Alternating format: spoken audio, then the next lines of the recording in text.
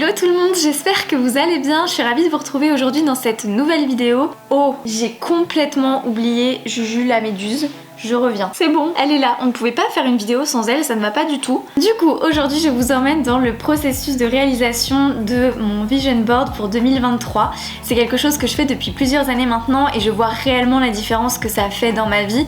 Je pense que vision board, j'en parle dans chacune de mes vidéos depuis que j'ai commencé cette chaîne, mais vraiment, je trouve que ça fait tellement une énorme différence dans ma vie depuis que j'ai commencé que j'ai trop envie de partager ce tips à toutes les personnes que je rencontre. J'espère que le résultat vous plaira. J'ai tenté un nouveau format de vidéo là aussi. Pour une fois, j'avais envie de faire autrement, donc vous me direz si le format vous convient. En tout cas, je me suis beaucoup amusée à le faire. Je vous fais plein de bisous et je vous laisse avec la suite.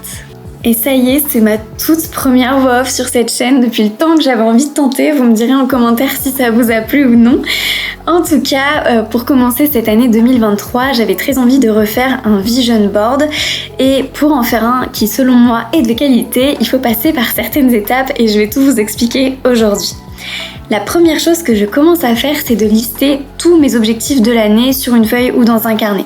J'écris un petit peu en vrac tout ce que j'ai envie de faire cette année pour me donner une ligne directrice, mais aussi pour bien organiser mon vision board par la suite.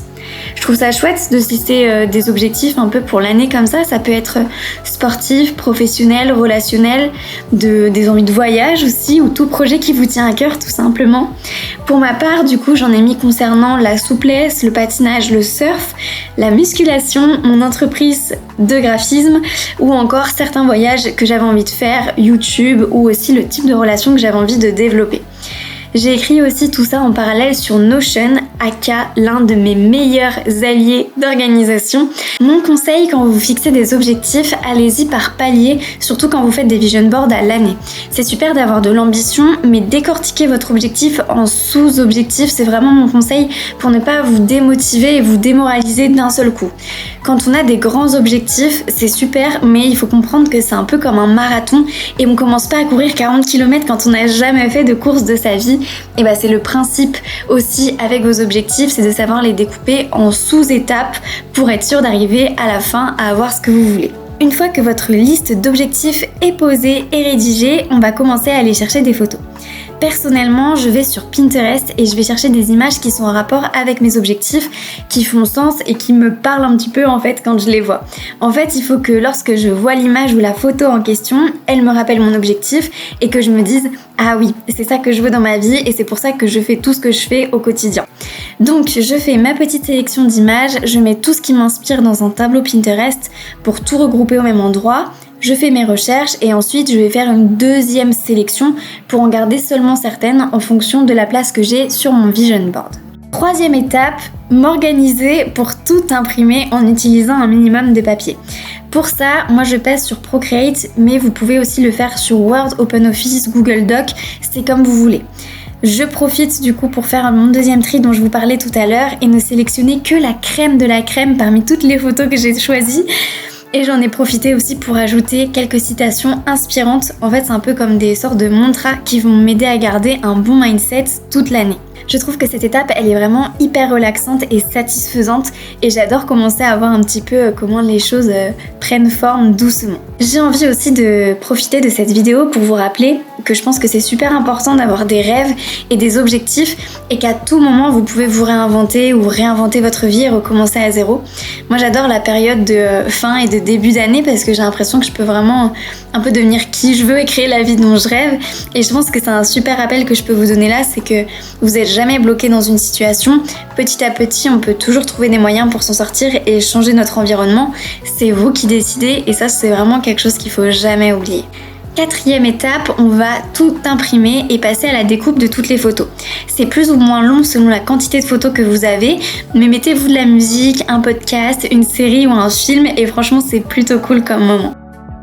Mais c'est surtout la cinquième étape que je préfère et donc là je vais attraper un carton qui va me servir de support et on va partir pour l'assemblage final.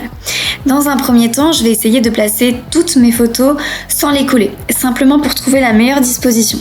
Mon petit conseil est de commencer à les regrouper par catégorie d'objectifs et si vous pouvez, de mettre des catégories qui sont en lien les unes avec les autres côte à côte. Par exemple, le travail et le voyage sont à côté pour moi, car mon indépendance professionnelle et le fait que notre entreprise fonctionne va m'aider à réaliser mes envies de voyage. Pareil pour la souplesse et le patinage, c'est lié, donc du coup je les ai mis à côté. Et pour finir, une fois que vous êtes sûr du coup de votre présentation et que ça vous convient, vous pouvez tout coller. Ce que j'avais fait l'année dernière aussi, c'est que sinon j'étais simplement partie sur un format A4.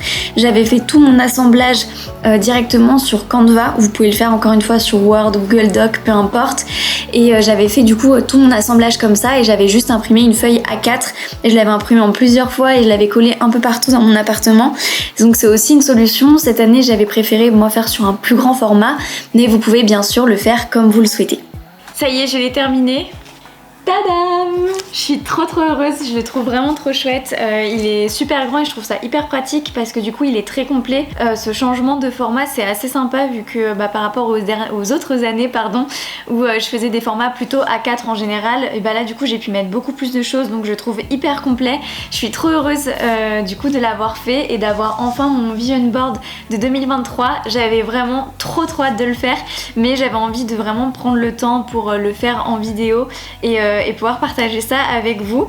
Donc voilà, j'espère que ça vous aura plu. Si vous aussi vous en faites un, n'hésitez pas à me l'envoyer sur Instagram. Je crois que j'ai commencé il y a 2 ans à en faire, donc là c'est mon pour ma 3e année et je suis très heureuse du coup d'avoir encore réitéré cette année parce que quand on regarde par rapport à celui que j'ai fait l'année dernière, il n'y a qu'une seule chose que j'ai pas faite parce que j'ai dû annuler à la dernière minute, c'était le surf. Sinon tout le reste a été fait sur mon vision board, donc ça me fait vraiment toujours quelque chose d'arriver à la fin de l'année, de me dire waouh, j'ai vraiment fait ce que j'avais dit que j'allais faire et ce dont j'avais envie surtout. J'ai hâte de voir ce que ça va rendre et comment va être mon année. En tout cas j'ai hâte de la commencer. En attendant je vous fais des gros bisous et je vous dis à très vite pour une prochaine vidéo. Bye!